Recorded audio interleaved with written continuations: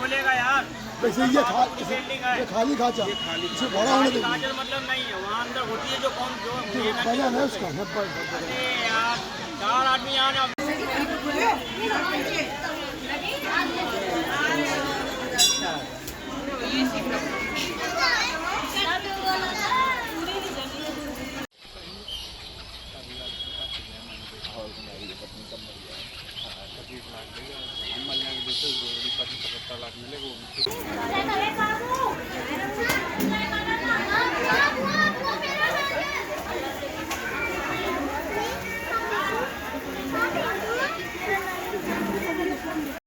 महाराज क्या नाम है आपका? मेरा नाम राम किशोर द्विवेदी है। मैं इस समय चौरा देवी मंदिर में पुजारी का कार्य कर रहा हूँ। इस मंदिर का रहस्य बहुत पुरातन है।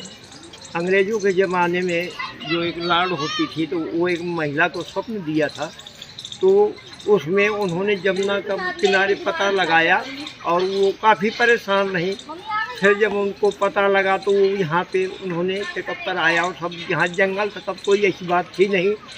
और सन 72 में जो हंसानंद महाराज थे प्रयागराज में, उनको स्वप्न दिया गया कि मैं यहाँ पे अकेली पड़ी हूँ और मेरा कोई नहीं है। तो हंसानंद महाराज आए, जमुना किनारे खड़े रहे, 1-2 दिन घूमते रहे, उनको कुछ नहीं पता चला। फिर दूसरे दिन जब स्वप्न हुआ तो इस पेड़ के नीचे या पीछे जो पेड़ है, अब वो करील का पेड़ कट गया था, तो करील की झाड़ी के नीचे खोह में एक बीटे की जगह में मैया की केवल शक्ल भर दिखाई पड़ती थी उस समय जी।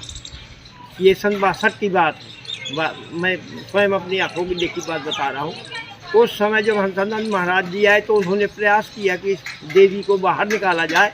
तो वहाँ पे एक तक्षक स्वरूप था, तो तक्षक जब दिखाई दिया तो उनकी हिम्मत कुछ हटी। फिर बाहर से लोग बागों को बुलाया गया और बुलाने के बाद में उन्होंने भी ये सोचा कि भाई अब ऐसा किया जाए कि कुछ यहाँ पे इंतजाम किया जाए। आसपास के लोगों को उन्हें बुलाकर और फिर एक मट्टी खुदवाकर उन्होंने एक इस पेड़ के नीचे चबूतरा टाइप में बनवा दिया। फिर जब वो चबूतरा टाइप बन के तैयार हो गया तो फिर उन्होंने इस स्थान का चौरा देवी के नाम से प्रचलित कर दिया।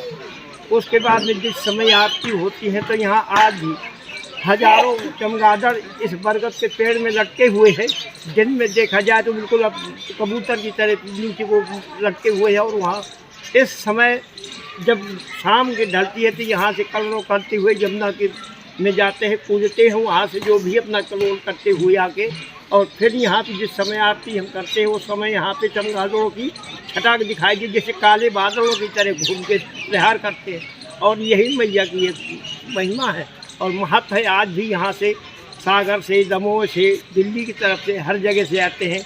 कोई शारदा मैया के नाम से कहता है, कोई चौरा मैया के नाम कहते हैं। चमगादड़ जब से हमने देखा है और सुना है तब से चमगादड़ रहे हैं और आज भी हैं। कितने भी मरे लेकिन उससे कोई अंतर नहीं पड़ा है। उनकी उत्पत्ति पुनः ऐसे ही होती जाती है। सफाई करवाई गई, करील वृक्ष को किया गया तो जो पीपल के पास की घास हटाई गई तो उसमें खोए जैसी दिखी, यानी जैसे खंडक हो जाता है वृक्ष में, तो उस खंडक की तौर में दिखा। उसमें एक कोई विशेष बड़ा नहीं, जिसे हम आप काले सर्प के रूप में जानते हैं, नाग देवता। तो उसमें नाग देवता विराजमान थे, तो उनके डर से भय से कोई नज़दीक जाता नहीं था। दूर से इनको नमन करते थे। दूर से ये था कि कोई शक्ति है, नाग उसकी रक्षा में है, तो दूर से लोग नमन करते थे। वहाँ साफ सफाई हो गई धीरे धीरे, मतलब आपने किसी से कहा, किसी ने किससे कहा, प्रचलन धीरे धीरे बढ़ गया। तो लोग बाग आके दूर से पूजा करने लगे। कुछ ऐसे उसमें कड़े दिल के थे कि वो सोचते थे कि ये कोई नाग भी देवता है और देवता कभी किसी का नुकसान करता नहीं है, तो वो नज़दीक जाके पूजा करने लगते थे। तो नाग न किसी को आज तक उसने व्यवधान पहुंचाया, न किसी को काटा उसने। एक कुशवाहा महिला थी, आज भी वो बनी हुई है। तो कोई प्रकाश व्यवस्था भी नहीं थी, कोई घड़ी की व्यवस्था नहीं थी, तो कभी कभार उस समय में आ जाती थी।